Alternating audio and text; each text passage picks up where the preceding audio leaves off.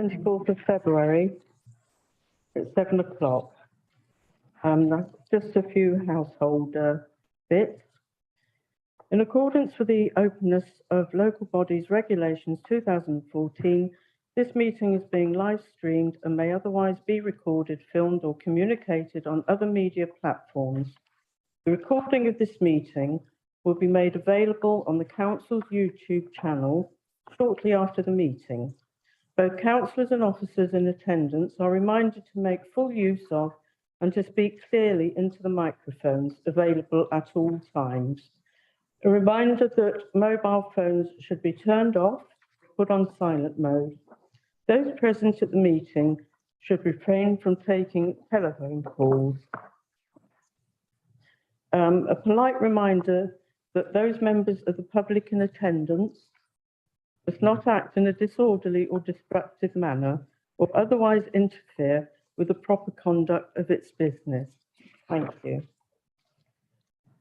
On more of a sombre note, as you probably all know already, we've lost two very dear colleagues, Councillor Rob Eaton, who was taken too soon, and Alderman Duncan Lucas. I believe Bill and Linda would like to say a few words. Bill, if you wouldn't mind. Thank you, Mayor. Yes, Duncan, quite a character. He was chairman of UDC from 1963 to 64, made alderman in 2005. He was a local historian, local farmer, local landscape gardener. He helped form the Wixton Museum. He also started the Wixton Preservation Trust. He was a starter and founder member and trustee of Age Concern in Paddock Street, Wixton. He was a member of the Bradgate Park Trust, Wixton Hospital Trust, and County Councillor from the County Council 1993 to 1994. He'll be remembered by most of us for what he did for Wixton in establishing the Wixton swimming pool. He lost office, but before he left office, the very day he finished office, he signed the contract to the then Wixton pool. The incoming Conservatives tried to overturn that signature, but they couldn't, and that's why Wixton Pool is in existence. So it's quite a history. He was quite a character, as some of us you know, but he was one of the old style Liberals, and he always kept his principles. And he always presented ladies with a rose whenever he met them. So I like to remember Duncan Lucas for what he did for this borough. Thank you. Thank you, Bill. Linda. Thank you, Your Worship. Councillor Rob Eaton, known better to us all as Rob, became a councillor for Meadowcourt in 2011. He was passionate about serving the residents of his ward and improving their lives. He sat on the Development Control Committee, Policy, Finance and Licensing, as well as being the Armed Forces champion.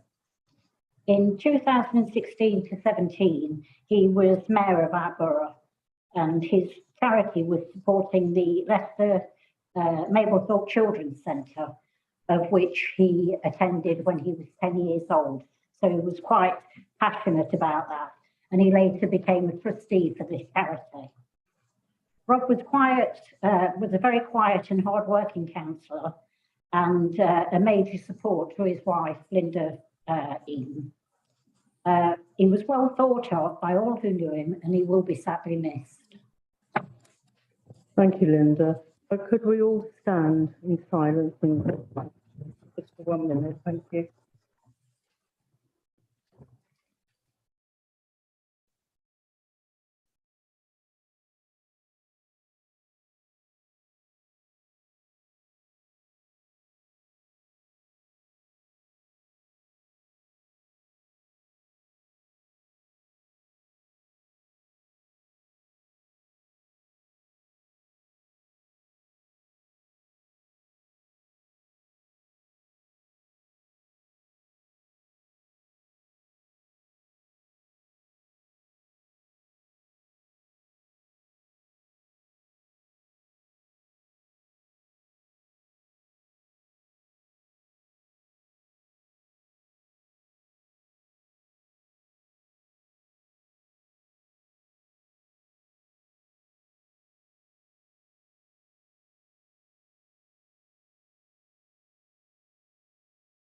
Thank you, everybody.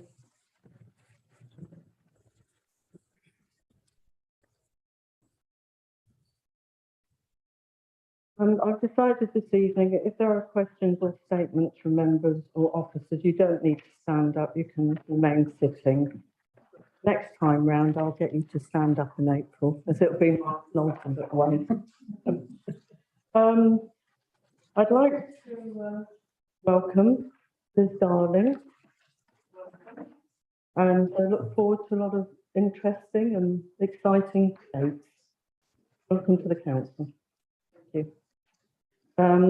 Agenda number 1. Oh, I've done that. Agenda number 2. Apologies for absence. Apologies received from Michael Charlesworth, Councillor Charlesworth, Councillor Dar, Councillor Eaton, Councillor Gamble, Councillor Gasparilla, and Councillor Kozlowski and Councillor Morris, Richard Morris. Thank you. Agenda number 4. And 3. 3, sorry. Any declarations of interest? No, I don't think there are, actually. No declaration. Okay. Agenda number 4, minutes of previous meeting. Could I have somebody to move minutes? Thank you. Thank you. Agenda number 5, action list arising from the previous meeting. Oh, no. There's nothing arising. Agenda number 6, any motions on notice? No motions received. Thank you. Agenda number 7, any petitions, deputations and questions? None received. Thank you. There are no mayor's announcements unless are there deputy mayor's announcements? No. Okay. I'm going to move agenda 9. So we'll go on to agenda 10, number 10, which is the council tax setting. Councillor Ridley, please. Thank you, Your Worship. As Vice Chair, Policy, Finance and Development Committee, I move the recommendations on pages 9 to 11 of the report. Under the 1992 Local Government Finance Act, councils must set council tax by the 11th of March. The recommendations as set out include the statutory wording needed for members to do this.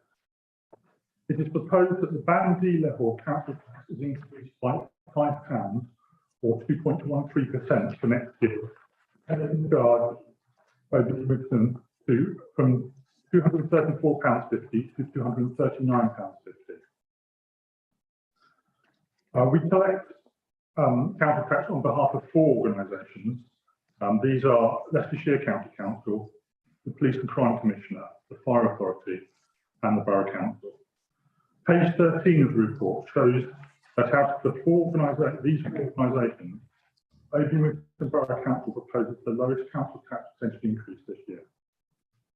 You can also see on page 13 that the borough's share of council tax is the second lowest, below that of the County Council and the Police and Crime Commission.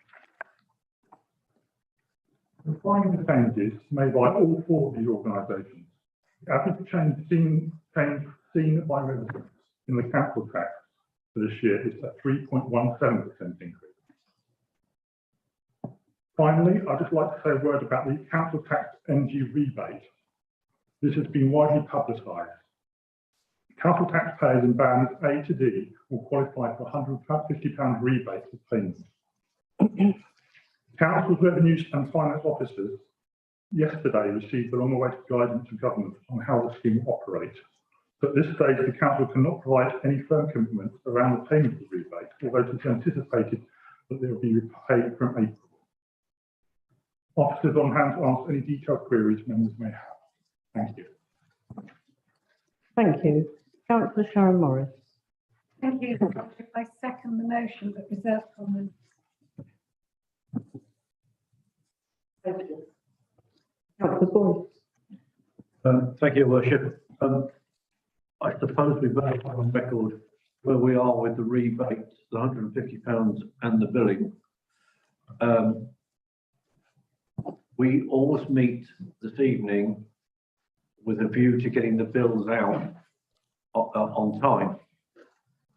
Clearly, if the rules regarding the £150 rebate are not here, that opens up either to a delay or the possibility even of rebilling. Can the officers put on record their assurance that we are, as best as possible, in a position to be able to go forward at the appropriate time to go?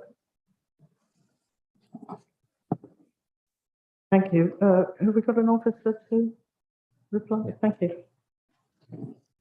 Thank you. It's my understanding, councillor, that the energy rebate is actually a separate matter from the bill. Work has been undertaken to ensure that the necessary information will be included on the council tax demand. But in terms of the interaction with somebody's council tax bill, I understand the rebate is to go to individuals. So I think in terms of where we're at this stage, yes, we can give you some assurances that there will be no issues with our billing process. And those who are due the energy rebate will indeed get the rebate. Thank you for allowing me to come back, Your Worship. I'm frankly, I understand your words completely, and I understand your intent. I don't understand it one iota thereafter.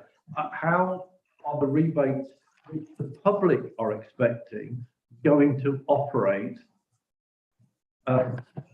If it's not a rebate, then it's actually something else. So I'm confused as to how it's going to operate. At this moment in time, having just only received the guidance yesterday, what we understand is that the payment will be made to individuals and therefore we're to obtain bank details or indeed send cheques and send the payments out. And the council will be reimbursed for those funds. Can I? Sorry. Sorry, can I come in? On the TV, according to Martin Lewis, the money man, who has been in contact with the government to ask how it would work, and I'm only going on what I've seen. Apparently, if you pay your council tax by direct debit, it will go, the £150 will go into your bank account. If you don't pay by direct debit, you have to apply for it. That is what was said today. Whether that is correct, I'm not sure, but that's what was said after he'd spoken to a government minister. Sure, I think yes, it's right. If we have your direct debit bank details, the payment will go directly. I think Martin Lewis made a promise on the 1st of April.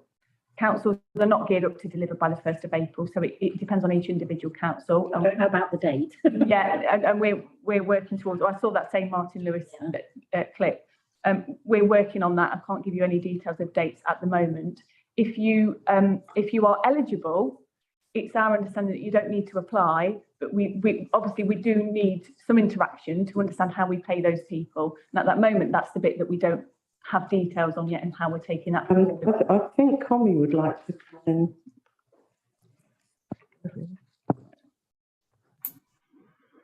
in. Your Worship, can I make a comment? Yes, go ahead. Tracy's absolutely right. So basically what the government said is that if you're on a direct debit, the council's got to make a literal £150 payment. If you're not on a direct debit, that can be your actual bill that goes out can be adjusted by that amount. And as noted, we just got the instructions yesterday, so we're actually working through those instructions to see the best way to facilitate that, because it will mean as a council, we're going to have to make quite a large amount of payment. So we're just working out the best way to do that, which way is actually practical. That's as far as I know at this point in time. That's the point. Thank you, Your Worship. Can I ask, I apologise for this, but the officers, if they could let members and the public know as soon as possible the intention. I think that's only right. Clearly, we as residents, as citizens, are under the misapprehension that a rebate is not money off. It is actually money back, which is a bit confusing. And interestingly, it's when a loan is not a loan. It's also an interesting question, but not one for this council. Thank you. Councillor Bentley. Thank you, Your Worship. Page 14, Councillor Ridley alluded to the percentages of council tax that the various authorities get for being them. I think it's important that we look at this pie chart because it's very graphic. It shows Oakley and Wigston's share, the fire services share, the police's share, and Leicestershire County Council's share, which is 6 times the amount of money we get per household. I think it's very important that members and the public are very aware of the amount of difference in the actual payments to various authorities. And I personally struggle to understand what services the county council actually gives for that amount of money. We have roads with potholes, street lights that are switched off when it's dark, bus services that are removed because the subsidies go down. I really seriously struggle. I just think it should be plainly known by residents that the county council get the mass share of this money. It seems to be the perception that because we are the collection authority, we get all the money. We don't. We get a very small proportion of it, 12% compared to 72%. I also fail to understand why the police authority have put theirs up so much. We were promised a certain amount of policemen on the beat. That hasn't happened so far, as far as I'm aware. Again, I think the public should be made aware of how they're being let down. Not by this council, because we provide good services, regular services, regular collected, recycling is collected, the parks are in operation, community centres, new ones being built, all sorts of things that this council provide for that small amount of money. The perception is still that all of that council tax comes to us. I just wanted on record, it does not come to this council. The vast majority of it goes elsewhere. And we have to deal with the small funding that we get to provide the services. Thank you. Thank you, Councillor Bentley. Councillor Broadley, did you want to come back as you intervened before? You want to come back? Okay. Councillor Geoffrey Kaufman. Thank you, Your Worship. Just a comment on this problems of this rebate or not rebate, the £150 that I was looking forward to getting. I'm a bit concerned of the additional cost that will fall on this council. I'd like to know how much it is costing if we've got a rebill or paying it out somehow at some stage.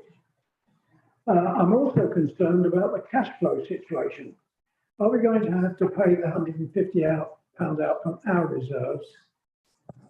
So I think it's quite important we're on, that we know quite clearly what this government action is costing us and try and reclaim it back.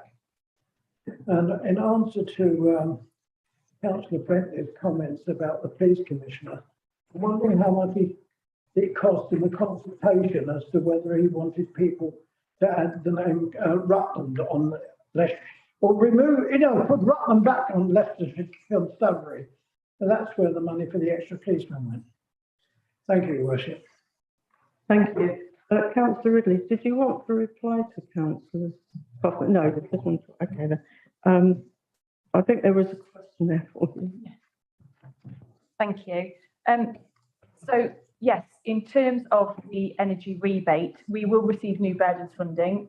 We have had a notification. I was just trying to find if I had the details of the amount in my inbox. I don't seem to have that, so I won't be able to give it to you in the meeting, but I can provide that outside of that. But yes, we do get new burdens funding that covers the perceived cost of administering such schemes. Again, I haven't got the detail as to the timing issue of when we get the money to pay the rebates, but usually government would give us this up front so that we don't have any cash flow issues as such. Okay, thank you. Councillor Kevin Lloydell. Thank you, Your Worship.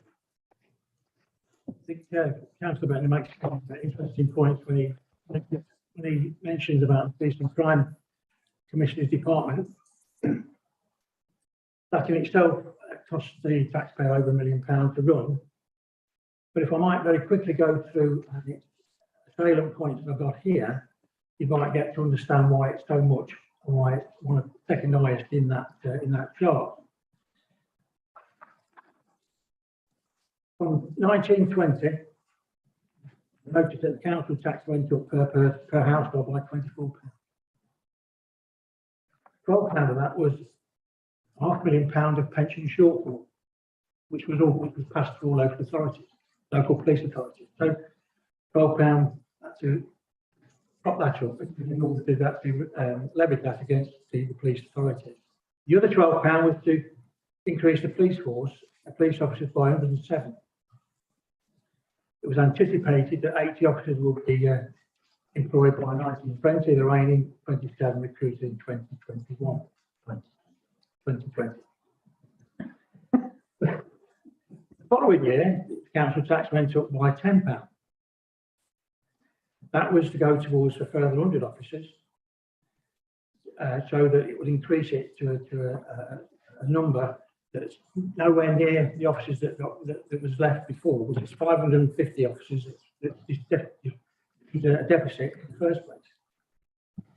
The year after that, it went up again by the maximum of £10. That was to increase the force again by 50 and 20 PSSOs. In total, the local taxpayer was going to fund 257 police officers. Back in 2021, yes, the government gave the police authority 7.4 million. That was for 89 police officers and for the infrastructure. Sadly, I have to say to you now that this year, the incumbent Police and Crime Commissioner has now said he's not going to employ 100 police officers. He stopped it. Therefore, that means that the 89 that was supposed to be funded has now been wiped out by the fact that there are 100 officers employed. The disappointing thing about that is your council tax is still going up, but you're still paying for 257 police officers, but you're going to be minus 100 because they've cut it. The thing that runs through it all, and again, it's the stuff that you'll see all through the papers here. The funding that the government gave to the police authority was for 1 year only. So the 89 police officers, you can pay for them in 1 year, but you can't pay for them the next year because you haven't got the money. Fortunately, they did pay just for the police officers for 1 year again. So year on year, you're having to balance the books or try to juggle things to make things work or pay. I will say to you that Oakley and Wixton are going to benefit from the few that's been employed, and we are going to get extra police officers and PSSOs imminent. Why it's so high now is that most of the costs now are being levied back at the police and crime commissioners as they are in the councils. In other words, the local taxpayer is now paying 52% of the budget and 48% coming from the court, and that's diminishing year on year. So eventually, if this pattern carries on, the residents of this Leicester and Rutland will be paying 100% of that. That figure will more or less quadruple. Unless we do something about it, or unless we start looking at how things are going to work in the future. From a police point of view, it's quite bleak because the budgets are being cut, and there's nothing now for the infrastructure. So if you employ police officers, you've got no whistles and battens to give them. Got no funding. They'll come back with toy pistols if you like, but that's something different. But it's sad really that what's happening to us now is that it's what's happening to all local authorities, that costs are going from central government to local government, and they're having to and having to do things more efficiently. They call that efficiency, but it's not efficient anymore. That's gone. It's cuts. So they're having to manage the cuts that keep coming and levied at the police officers, at the police and crime panel. I did try and go for a judicial review with regards to that. Unfortunately, I couldn't go to the last meeting. I was chairing a meeting here. I got advice from the city because they administer this, and they advised me that I can't do that, which is a shame, really. Because the decision is that they're not under police officers, he's not going to be employed, but you're still paying for them now. I hope that clarifies one or two things for you, because it's an ongoing situation. It is, and I should be fighting the corner every time I'm at that meeting and scrutinise what's happening quite thoroughly, because it's not fair. Thank you. Councillor Ridley.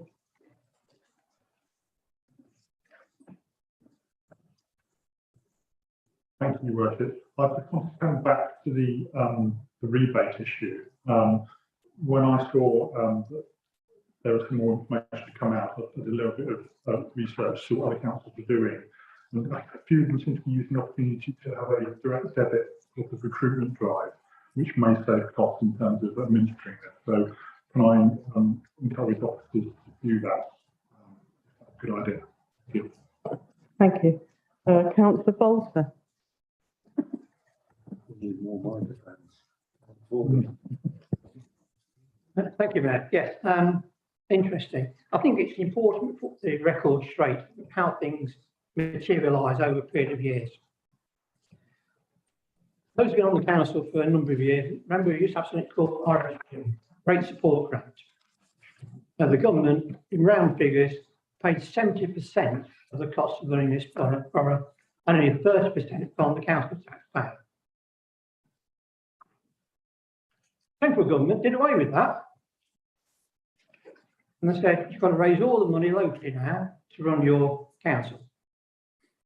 So that's why we're looking at ways of raising money.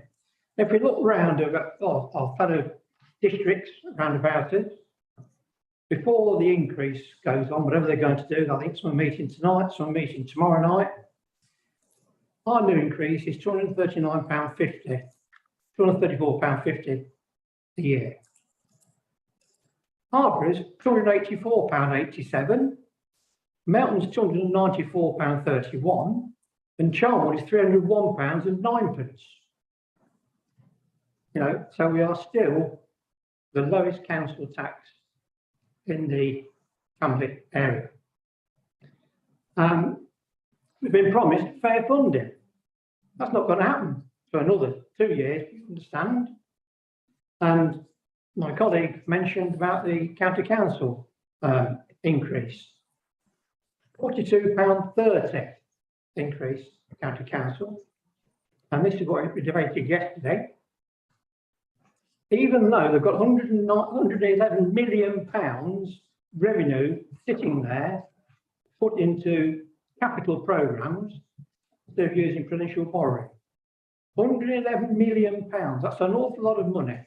That could have reduced the council tax bill on the county considerably. I'm not saying you couldn't put it up a bit, but £42 is more than a lot of our residents can actually afford.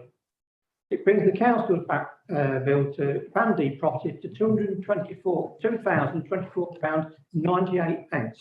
An awful lot of money. Now, I don't know about the rest of you, but my taxes aren't going down. So what's the central government doing with our money, folks? It's not going back to us. It's not going back to the police authority. It's not going to the fire authority. They had a £7 million cut over 5 years in the fire authority. They were faced with a situation either put the council tax share up or remove fire tenders from various areas of the county, putting lives at risk. That's not something anybody wanted to do. So, need to put in the picture. Central government has let us down badly over the last few years by withdrawing all the funding from districts and boroughs and making it fall on the shoulders of our ratepayers. And I feel very strongly that, you know, it's got to be looked at again. We can't keep putting council tax up year after year. There's more than people can bear, and that's something that really ought to be sorted out. And I think we've ought to put a request into the Local Government Association, see what they're doing about it, to see whether all the authorities can actually combine on this, have a total assault on central government, get the proper funding we should receive. Thank you. Councillor Pack. Thank you, Your Worship. I'm just going to reiterate Councillor Bentley's comments. Odeon Wixon has one of the smallest share in the council tax, and yet the services that we provide are extremely good value for the money that we have as our share. Let's not downplay that we had to make some really tough decisions to balance our budget. And those government inspectors would have been very happy to come into this council, and they did their level best to throw us down that path. But I would like to commend this council and our officers for their hard work to present yet another balanced budget. So thank you very much. Thank you. Councillor Allen. Thank you, Chair. What I would like to know is when this envelope reaches our residents with the council tax and their bill, will there be any potential supplementary information that outlines exactly what portion of the money is going where? And I know we got rid of letterbox and various things, but in that communication, I'd make it absolutely crystal clear as to what value for money they are getting, which authority is giving them what, because it will make it really, really clear to the residents as to where their money's going and what they're getting back, potentially at this particular moment in time where everybody's feeling the squeeze. So that's a question I have to the officers, if anyone can just let me know about supplementary information. So as is customary, as a council, we publish information around the bandings and the amounts payable, and that does also include details of the different precepting bodies and how much their increases are. So that is available publicly on our website at the moment. Some councils do look at producing a council tax guide, which is just a standalone document on the website, and it can be requested in print format also. I don't think ordinarily councils would write to households to, with that information, but I'm happy to take that away and look at it. But ultimately going forward, I think we would ordinarily publish on the website. We might look at a council tax leaflet standalone that would go on the website and available for download also. Perhaps it gives a little bit more illustrative information about the pie chart that's included in the report. Then would it be worth members having a look at that information before it goes out to make sure we can, is that something that we could potentially do?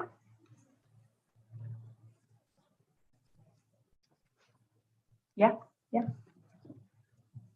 Thank you. Councillor Linda Broadley. Thank you, Your Worship. I've got to say that Councillor Geoffrey Kaufman actually brought this up some time ago about a leaflet or something going in with the council tax bill.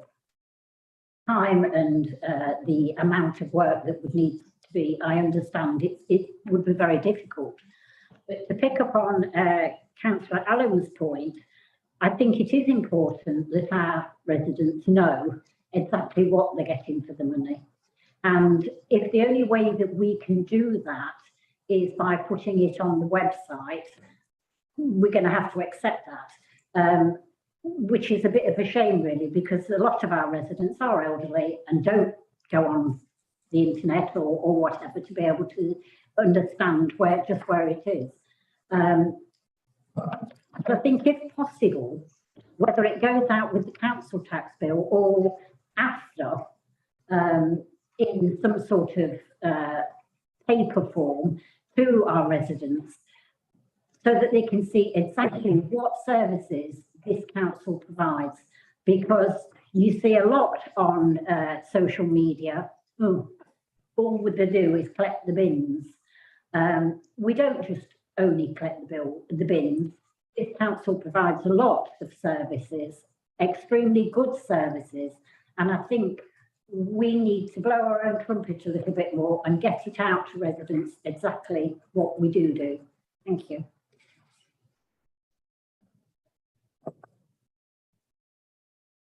Sorry, but Thank you. Yeah. Thank you, Councillor Broadley. I'll take that on board and take that back just in terms of the services we provide. I think from a point of view of council tax demands, I'm pretty certain that the precept information does actually go in the council tax demand also, so the residents should be able to see the different values that pay to each precepting body. So that should be clear.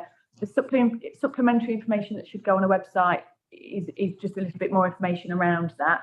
I'll pick it up with colleagues just in terms of, you know, further information that can go out around services. And I think that'll probably be for the head of customer services and transformation to respond to. If you could let us as councillors know whether that's going to be possible, appreciate it. Thank you. Councillor Hunt. Thank you, Worship. Just very quickly, regarding the rebate, is there a gap between when we make the payment out to the customers and when we receive the funding from the government? So are we going to make the payments first and then receive the funding? Or are we receiving the funding first and then making? So I've not read the detailed guidance, so I'll ask Commy if he can confirm this, but it's my understanding we get the funding first for cash flow purposes and we pay it out to residents. And yeah, so Commy, if you can confirm, please. So can I, just your worship, just to confirm that, yes, we've had notification that we're going to get the cash first. So the cash is going to come into our bank account so that we have a sum of money to make the payments. So our cash flow will be fine. Thank you. Right, you can come back once more. Yeah, sorry. It was just to pick up on that point, and thank you, Commy, for your information that we are going to get the money first. But I just want it confirmed that we are getting exactly what we have to pay out. We are not going to be, again, subsidising government promises with the little bit that we get. It is going to be like for like. We'd need to confirm that, but there is a methodology for government calculating the amount, and that's based on the number of properties that are between band A and D. They have that information for all councils from our council tax base. So I'm pretty certain that their calculations of how much we need to pay out in the energy rebate will be closely aligned with what we actually do need to pay out. I can't give you the full assurance around that at the moment because we've not done the detailed work, but I'm fairly certain that their methodology and what I know of it will reconcile with how we'll approach it and administer it. Councillor Kaufman. Yeah, thank you, Worship. Following the discussion on and the agreement I have that there's a section of our people, residents, that are completely ignored by the council with regards to communication because they expect a piece of paper of some description. And I was disappointed to learn the other day that we couldn't change anything on our council tax bills because of the system. It was too late to do it. But can I ask, there's a lot of new houses going up in the borough. And there are a lot of people that move in the borough. And the one thing that's common with them, that when you move into a new premises, one of the things you're guaranteed to get is a council tax bill. So I just wondered, in those council tax bills, can there be a welcome letter to the borough? And also some form of publicity which tells the new resident what services we provide, what good value they are, and the services that they can buy into. So I accept that we can't do it at the council tax bills that are going this year. Unless things are changing, you've got to rebill again. So I accept that, but can we get a scheme? I have a letter going from the old Urban District Council, actually, which is a welcome letter to the borough, which they used to send out in the, dare I say, Bill, good old days. I don't think you did it in Wigston in those days. They had it. Yes. Something of that nature, I think, would be useful for new residents. Thank you. Philippa Fisher. Thank you, Your Worship. Councillor Corfman, to your point, our intention is not to disenfranchise and not communicate with anybody in the borough. And as such, one of the things that we are working on at the moment is a communication strategy so that we can make sure we reach all residents within the borough, whether that be digitally or in other ways. And we will be happy to share that with members. But at this moment in time, that's in its infancy, but it's really important that members are aware that that is in progress at the moment, and that is on our radar to make sure that we communicate with all residents in the borough on various topics. Thank you. Thank you. Councillor Morris, you said something right at the beginning. I didn't quite catch you. I said I would reserve my comments, Ah, which I'm now regretting because all my comments have already been said. However, unlike you, let's listen then. however, I would like to second what Councillor Hack said in the hard work that the officers have put into this and thank them for that. I always feel when we're doing council tax setting that we're turkeys voting for Christmas, because whatever we do in this borough that means we have to put a price up, it affects every single one of us that sits around this table because we all live in the borough. So putting council tax up means we all have to pay extra too. As I said at the beginning, I second the motion. I would like it to be quite widely known that the percentage difference between County Hall and the borough sounds not so much, but when you say £42 and £5, it puts it into reality. And with that, I won't say any more because everybody said it before me. Thank you. So this has been seconded by Councillor Morris. Who moved it? Councillor Ridley, thank you. Yeah. So this vote is by name. So we will go round individually, whether you're for, against, or want to abstain. Thank you. Councillor Adams. For. Councillor Allen. For. Councillor Bentley. For. Councillor Bolter. For.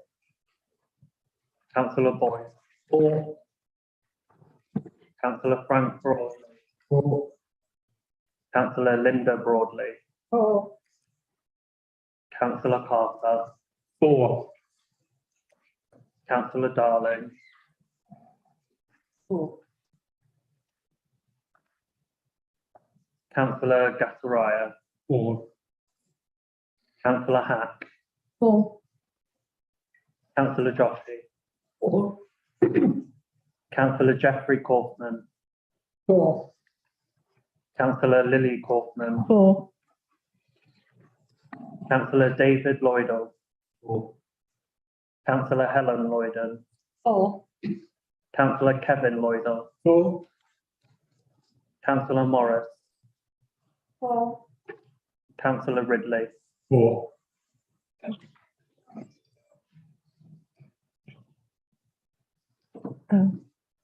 On board? For.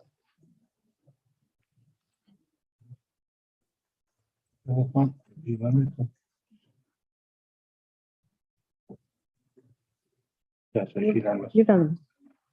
was unanimous, thank you. Moving on to agenda 11, budget and medium-term financial plan, 2022 to 23. Councillor Ridley, please. And I should say that Councillor Ridley is talking on this because he is Vice Chair of PFD. Yes, that's one of the first things to say as Vice Chair of PFD. I formally move recommendations set out, recommendations 8E set out on page 15. Report asks members to approve the council's general fund and housing revenue account, budgets and capital programme. It also seeks approval of the capital strategy and for members to have regard to section 151 of the state. On the general fund, the budget will be balanced for use of £125,000 of earmarked reserves. The budget position presented is better than originally anticipated, largely because of an increase in the forecast amount of business rates. This has improved by £118,000 since the submission of the NNDR1 return to central government. The NNDR1 is a government form which sets out the business rates a year ahead. And business rates form a large part of our revenue, so it has a large influence on our budget. This change in business rates has also affected the medium-term financial plan on the general fund. If you look on page 17,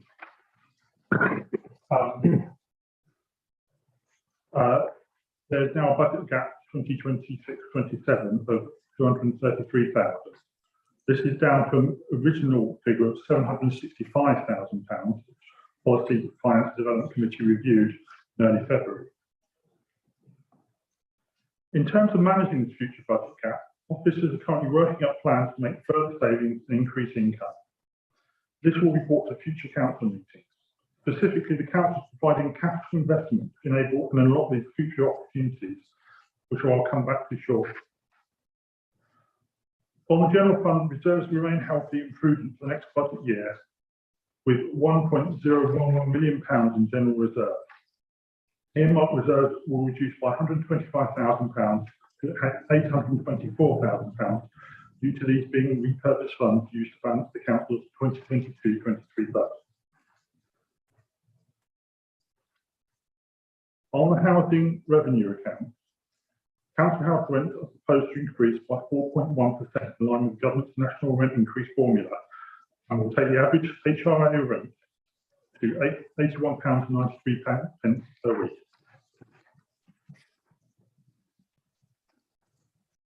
The position for next year on the HRA overall is a balanced budget with a small deficit being met from reserves of £724,000. Reserves on the HRA also remain sufficient. On the capital programme, the report presents a fully funded general funds and HRA capital programme for 22-23, and the accompanying capital strategy is in line with the statutory requirements. The council is also managing a £300,000 scheme to improve insulation and installing solar panels in low-income households in the borough. This is particularly welcome at the time of soaring energy bills. The money is sourced from a government grant and may pave the way for the council to access further funds to reduce the bills of many more low-income households in the future. A further round of its funding is expected, and officers are working up to deliver the next phase.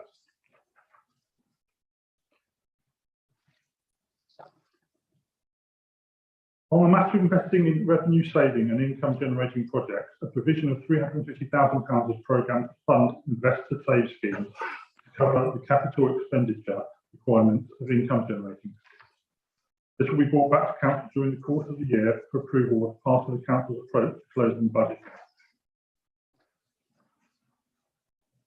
Overall, the council has seen a reduction of over a quarter of the actual general fund budget since 2010-11. I looked at these figures today, going back to that budget paper, and our general fund was £8.2 million. That was even more in real terms when you allow for inflation.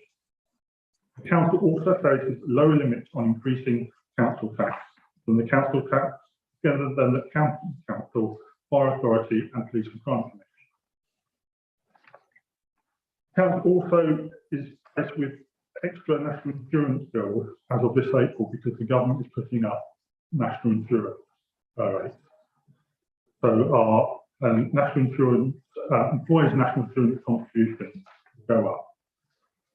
In these circumstances, the council continues to carefully manage finances to satisfaction of external and internal auditors by reducing costs and generating income. One example of this is the numbers of full-time equivalent staff since change between 2017 and now. In 2017, full-time equivalent staff employed by the council were 174. In 2021, it's 169. So we're trying to get the best value for money from staffing that possibly can, given the budget constraints. Whilst reserves have been utilised during the exceptional circumstances of the pandemic, actually in the last year and next year, the general reserve will be maintained, with only earmarked reserves being used to balance. The council is also working on ways to bolster reserve going forward.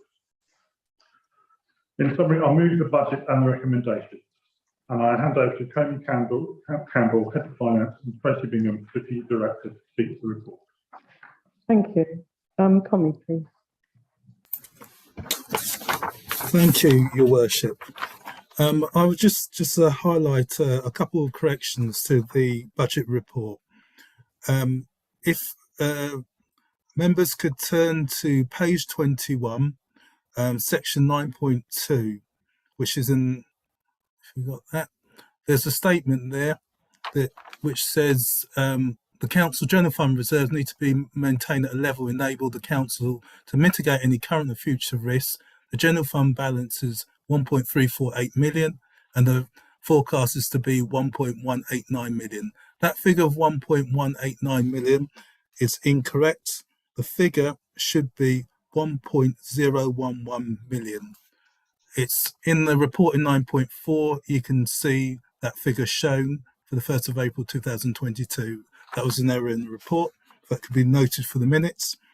And the second correction is, if you could turn to Appendix 3 of the robustness of estimates and adequacy of reserves, and that's on page 35, and that's section E. Should be down the page a bit further. Where it quotes the figure 859k, that figure should be 320k to reflect what the revised deficit figure would be for 2025-26. That's all the corrections there are, Your Worship. That's all I have to say at this time. Thank you. Councillor Linda Broadley. Chair. I'm delighted that we now have a balanced budget as we normally do, and I do thank, like everybody else, the officers for their hard work. But I have just some comments really. Does this take into account the fact that the pay increase hasn't been settled yet for staff? I know it has for those higher up the chain, but for the general workers, the pay increase hasn't been settled. So does that take this into account?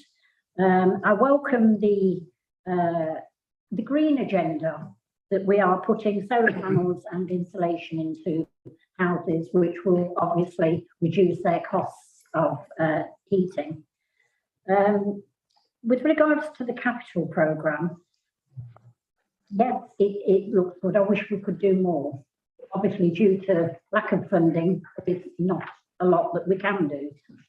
It is a shame that years ago, when they decided people could buy their council houses,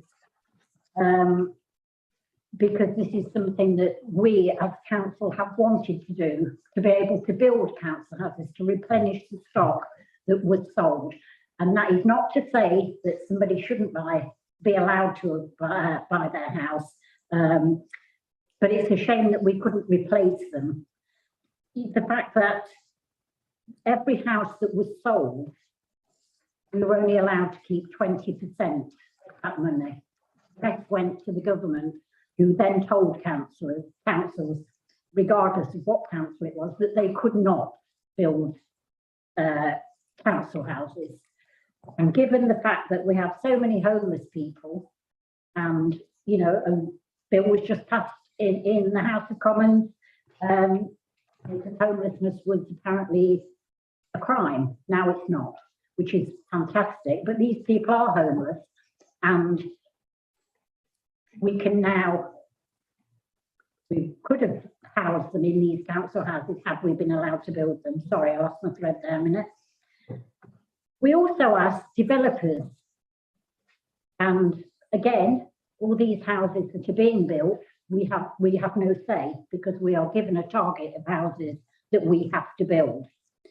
But we ask developers when they come to us to build affordable housing. And again, affordable is affordable. Something that might be affordable to you or me might not be affordable to the next person. It is a farce, really, to say affordable housing. That is why I am plugging it on this capital programme, the fact that I would have liked us to have been able to have kept the money for the houses that we had to sell and kept the 100%, not just 20%. And I know it's a bit a roundabout way of saying things in this, but I put it on this. Thank you. Thank you. I'm sure that's all minuted. Councillor Hack. Thank you, Your Worship. I would like to second the recommendation and reserve my comment. Thank you. Thank you, Councillor Joshi. Thank you, Your Worship. The budget gap is my concern. Over the next 5 years, we have reserves so that we can balance our budgets and on our accounts. How assured are we that we will? Obviously, we've got lots of plans in motion to increase our income, but say we don't, that doesn't happen, and you know, we'll use most of our reserves by year 2 or 3. Do we have enough there to be able to accommodate that for the future year?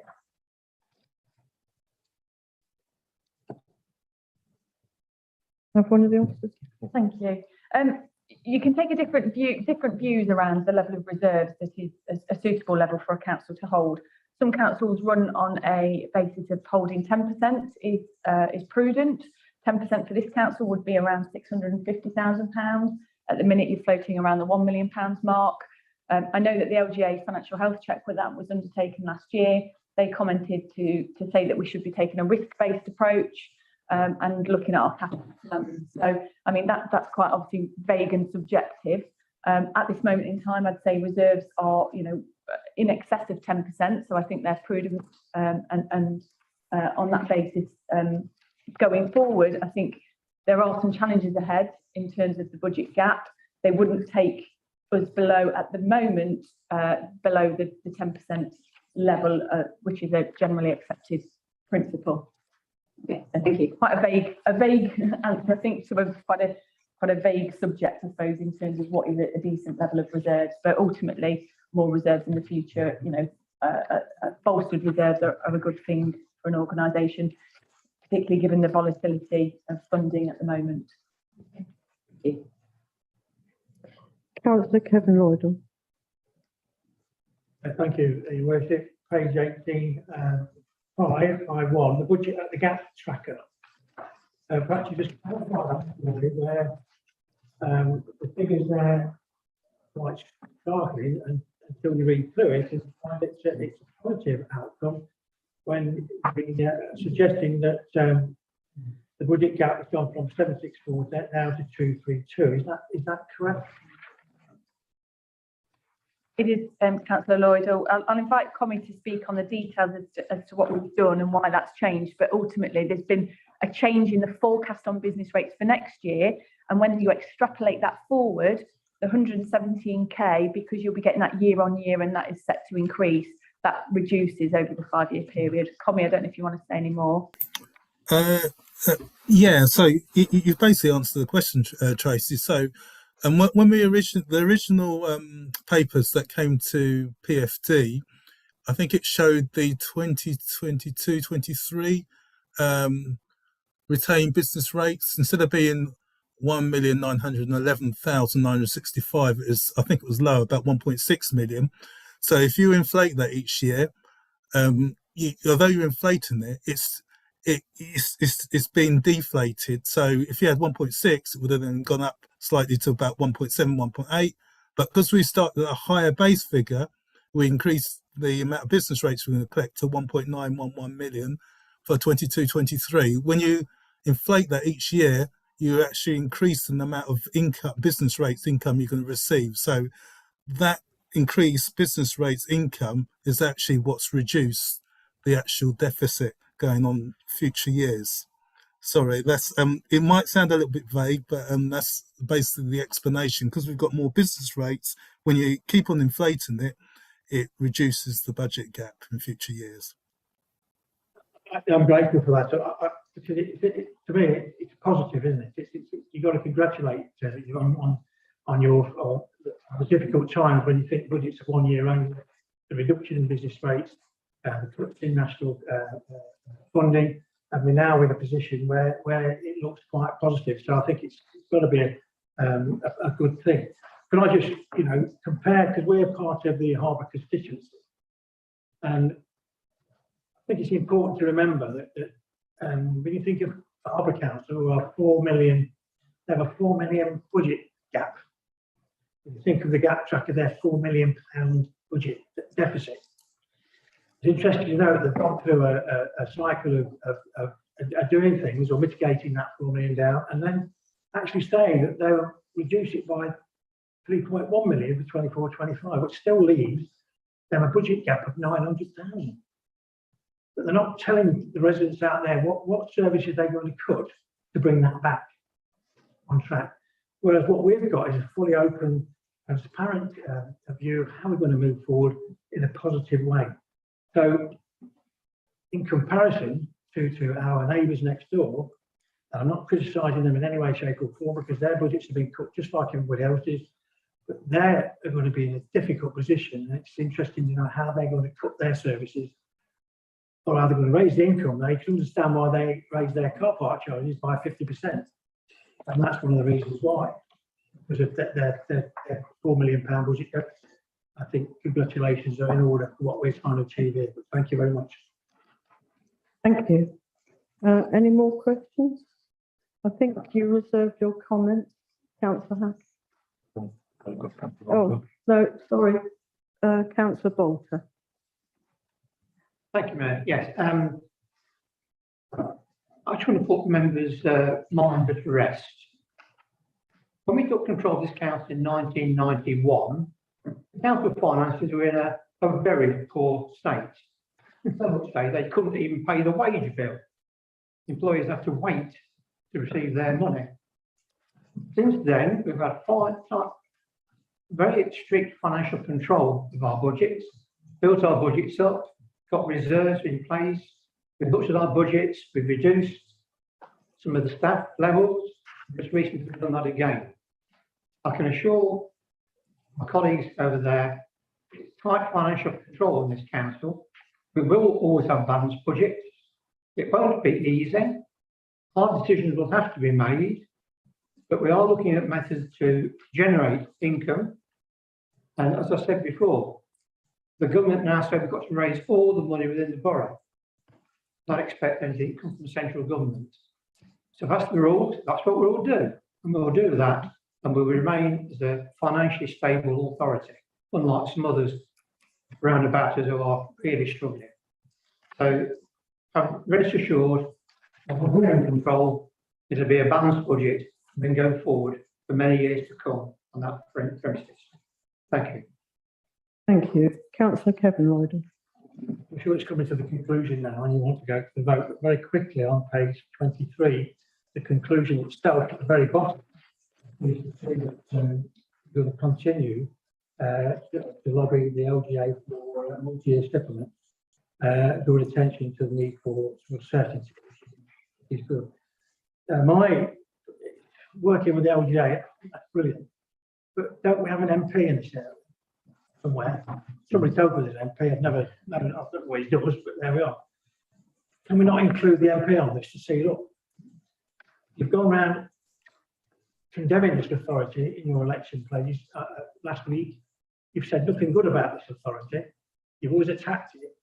Now, although we've said to him throughout, come and help us get the money back you keep taking away from us, and guess what? Deadly silence. Nothing. As I've said before, it's an 100% overhead cost with no payback. I know it's a political statement, but he should be in this. We should be challenging him and holding him to account, because he's done nothing other than support his government in reducing the draconian cuts to not this authority, Harbour Authority, as is in constituency, and everywhere else.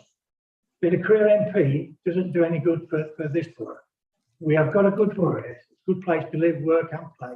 And the work that's been done over the years, new swimming pools, new parks, play equipment, all the rest of it has been put in here when it was a derelict when we first took over.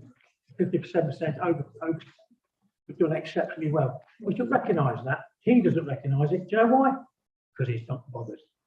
He's just there to tell people what I want to hear. And therefore, I challenge him to come and help us, challenge the people opposite, to help us make this borough an even better place to work and give us the support that we need. If you don't do that, then don't bother coming in. Thank you. Thank you. Anybody else? No. Councillor Hack. Oh, okay, finally. Again, I would like to congratulate the officers for presenting us with a balanced budget. Like I said before, our increase is one of the lowest in council tax, but yet we have managed to balance our budget. Our capital programme is very ambitious but achievable. We are pressing ahead with our green agenda. I have seen very promising investor safe schemes and some great ideas in there that are going to go ahead in the next financial year. I'm quite disappointed in the noise that was made out there recently that we haven't got an alternative budget from the opposition. They have been criticising us as a council, but I would have thought that the least the taxpayers deserve is an alternative view from the opposition. I am delighted to second this recommendation and again congratulate our officers for their hard work. Thank you. Thank you. This has been moved by Councillor Ridley and seconded by Councillor Samia Hack. Those in favour?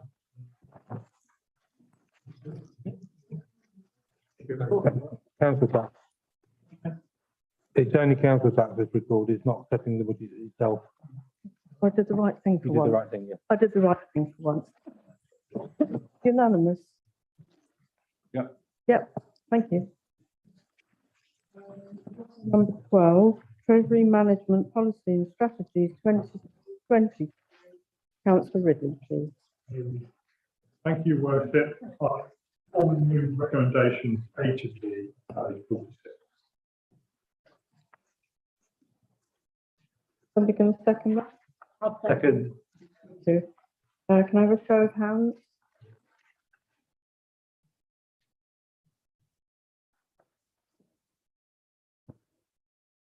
Any against?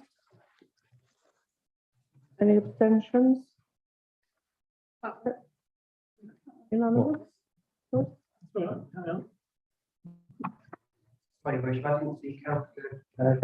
Councillor Donegan, please. Sorry, I was.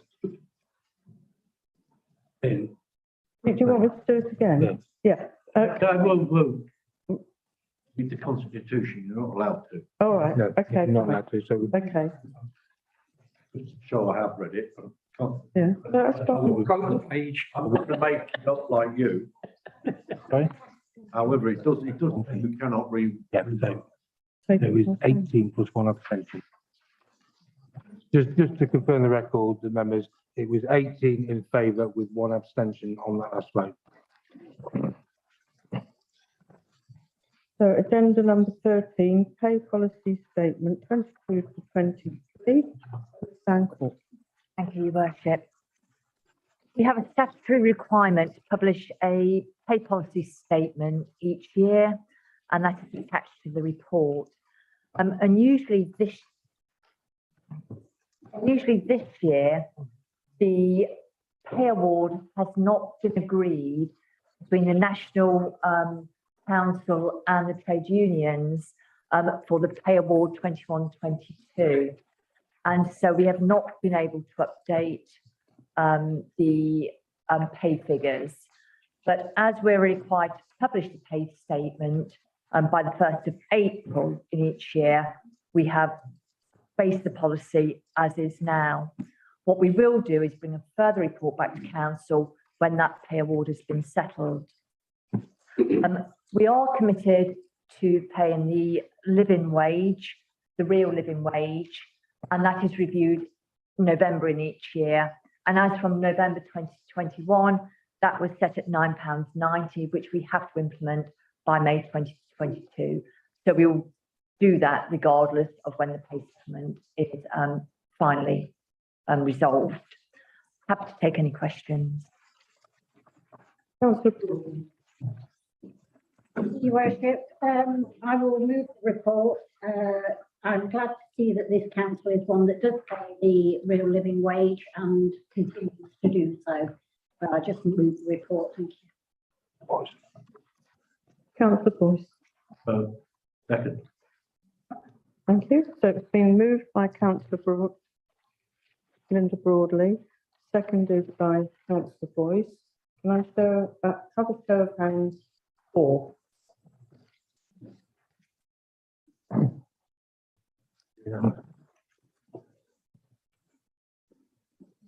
Yeah, unanimous.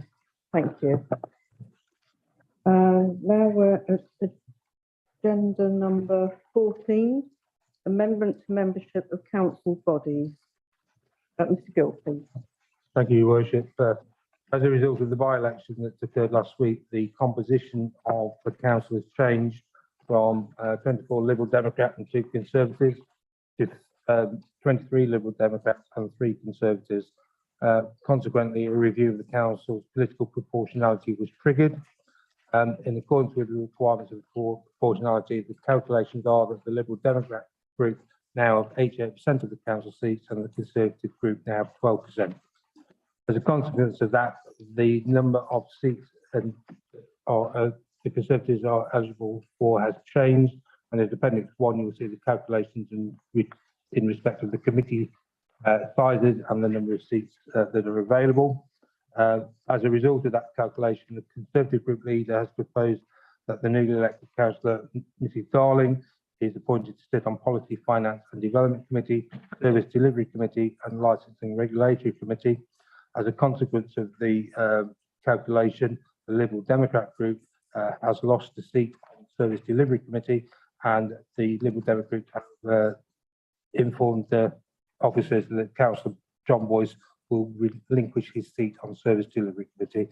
So if members would like to approve the recommendation in terms of the appointment of seats, thank you.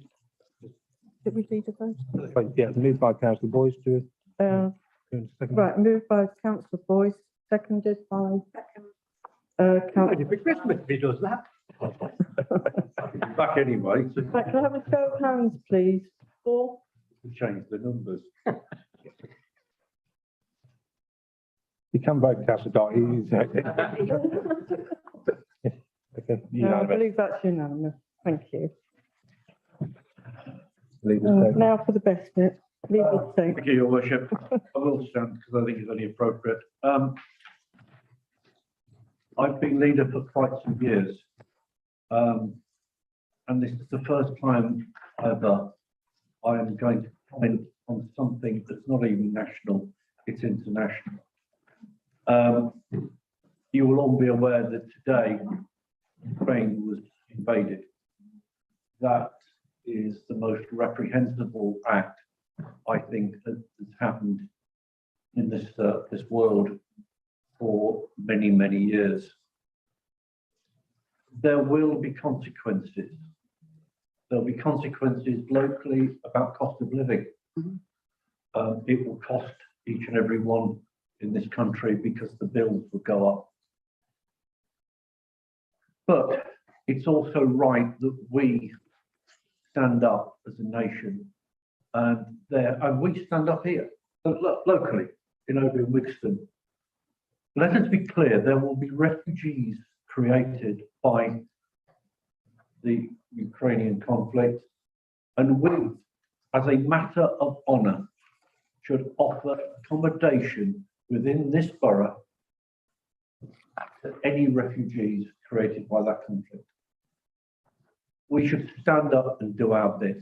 And I proposed and basically say that this evening, and by the nods around this that I can see around here, that is agreed and will happen. Okay, I wasn't originally going to say that, but clearly as things have progressed throughout the night, I think that's correct, I should. What I have commented on before, and I will comment on again, is COVID. Somebody asked me the other day why you should get a jab. And the borough is a good example of why. If you look at our comparison between our vaccination rates and the national rates, we are 5–6% behind on each category. If you look at the death rate, we are 40% above national average. And if you want a reason why we need to get vaccinated, that's it. But what it is clear is that there are certain parts of the borough which are extremely low. South Wixton is actually significantly lower than the borough average, and parts of Oadby are equally low. I do call on the NHS to actually put in place the most accessible vaccination sites available. In South Wixton, there is a chemist which is currently offering jabs, but only boosters. That's madness. We need to get more sites and we need to get them up and running. And I call upon the NHS to do that. As equally, this council, from the word go, stepped up. They made 10,000 phone calls to people we thought were vulnerable, and we checked if they were. There were 1,400 roughly visits. These are things we did practically. And there has been outcomes which we've achieved for people over that time. However, I am told as of today, there are no legal restrictions. Unfortunately, I do not personally believe there is no problem, but there is no legal restrictions. It's clear we need to start looking at the future. And first things first,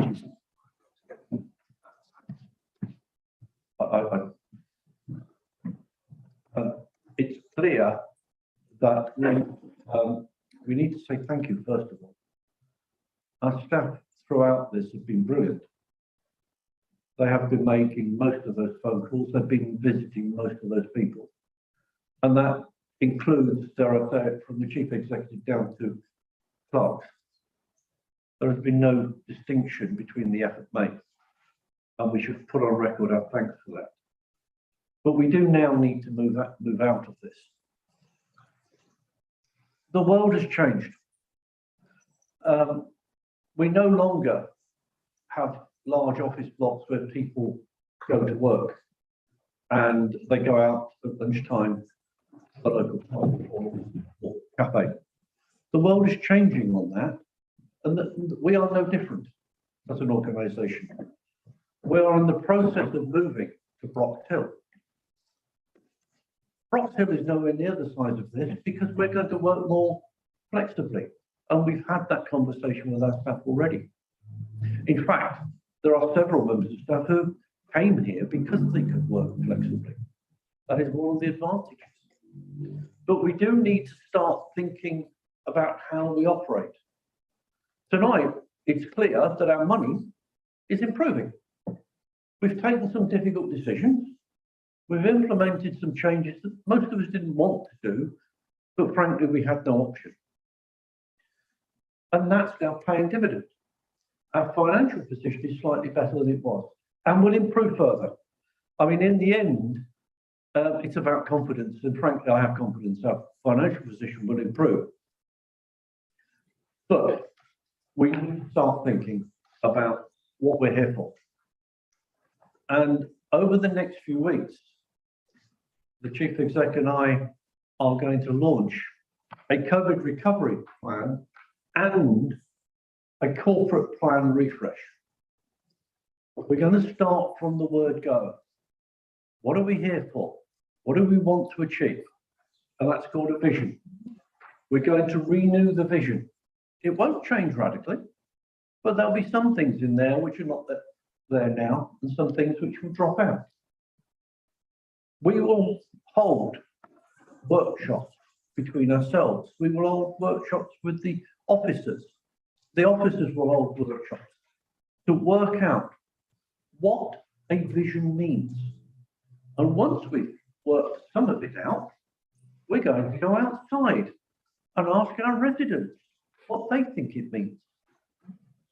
And after a period of time, we will be able to refresh our corporate plan so that reflects the vision of ourselves, but more importantly, those people out there. Because in the end, we change, they'll still be there. And that's something we have to remember. So we will do that throughout this year. But in the short term, there are two things I want to do quickly. One, we have a member inquiry system. Actually, for a lot of people, that's quite admirable. There's an awful lot of people who would love a member inquiry system because they don't have one. Because I obviously do talk to a lot of people not in this council. That member inquiry system we need to review. Not because it doesn't work, but because we need to make it work better. One of the problems we've got is identifying what's an emergency, what's urgent, and what's general run of the mill. You can't have, not everything is an emergency, but some things are. So we need to improve that, and we need to understand that process, and we need to start publishing some of the results, because that's good, because that you start having a positive feedback system. So that we'll need to do, and hopefully within the next month that meeting can be arranged to start working on that. The other thing we need to do, and Mrs. Fisher mentioned it earlier, there is an emerging communication strategy. And it was also mentioned that, yes, we are moving as a world to more digital. But what we also need to do is improve the safety nets, improve the little bits on the side for those people who are not digitally inclined.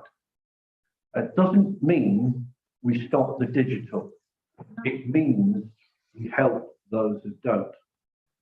And so I would like to see that communication strategy preferably brought to PFD, but if it cannot make PFD in March, it comes to full council in April. Because we do need to get on with that, and that will also have an impact of how we do the consultation later in this year on the vision. So let me be clear. What this evening has shown is we're actually not in a bad position. Most of the residents are aware we have done well on COVID. Our financial position is improving, and we have a plan being developed for the future. So can I thank you all for your attendance this evening, and I recommend what I've said to all of you. Thank you, Councillor. I think Councillor Coffin wants to say a few words. Yeah, a couple of questions through you, Your Worship, to the leader. One is, I learnt this evening that our colleagues in the Liberal Democrat controlled council of Hinckley and Bosworth have decided to purchase and put a flag up, the Ukrainian flag, in order to show support for the Ukraine. And I wondered if we could do that as this council, and ask you, Your Worship, if when this flag is purchased, that we go together to the Peace Memorial Park and raise it on the flagpole. I'd be delighted to. And I wonder if that could be raised as a symbol of our support for the people there. The second one is, you mentioned what you would like taking to the next PFD meeting. And I wonder if you as leader could ensure that the report on the council opening at lunchtimes is brought to that meeting, please? Because I am concerned that we're continuing to close at lunchtime. And can we make, and we were promised a report, I think, in March. So can you please make sure that it's there? Thank you. Thank you, Your Worship. The issue of the flag, I'm perfectly content a flag be purchased. I think that's perfectly reasonable. I am unclear how you purchased it. I have to point that out. But nonetheless, yes, if it's possible, I think we should. As for the report regarding customer services in March, as far as I'm aware, that is on track, and Mrs. Fisher is got a nice waving hand and may wish to comment. Councillor Boyce, thank you. Councillor Kaufman, it's actually coming to Service Delivery Committee on the 15th of March. So you will have a full report on the lunchtime opening hours as requested. Thank you. Councillor Bolton. That's fine, Chair. I was just going to say that that's what's going to happen. Okay, any more questions? No, well, thank you very much for attending and I bid you good night.